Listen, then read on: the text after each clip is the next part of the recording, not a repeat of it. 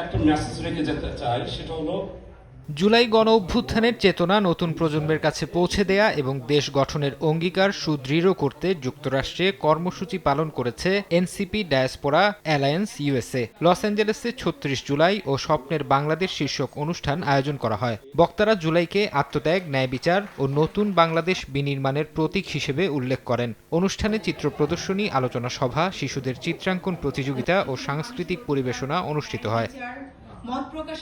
ইতালির রোম দূতাবাসে যথাযোগ্য মর্যাদায় পালিত হয় জুলাই গণ অভ্যুত্থান দিবস। রাষ্ট্রদূতের সভাপতিত্বে অনুষ্ঠিত আলোচনায় রাষ্ট্রপতি, প্রধানমন্ত্রী ও পররাষ্ট্রমন্ত্রীর বাণী পাঠ করা হয়। শহীদদের স্মরণে পালন করা হয় নীরবতা।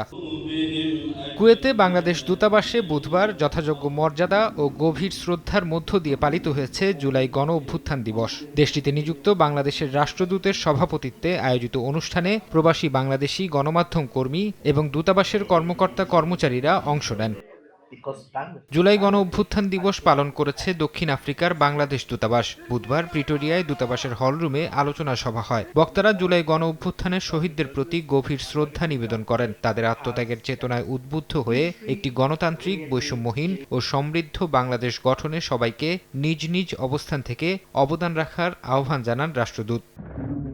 এদিকে মালদ্বীপের বাংলাদেশ হাইকমিশনেও ছিল জুলাই গণ অভ্যুত্থান দিবসের আনুষ্ঠানিকতা। মালেতে চ্যান্সেরি ভবনে আয়োজিত সভায় হাইকমিশনের কর্মকর্তা কর্মচারী, প্রবাসী বাংলাদেশি এবং বিভিন্ন সামাজিক রাজনৈতিক সংগঠনের নেতৃবৃন্দ অংশ নেন। অনুষ্ঠান শেষে শহীদদের আত্মার মাগফিরাত ও আহতদের সুস্থতা কামনায় বিশেষ দোয়া অনুষ্ঠিত হয়।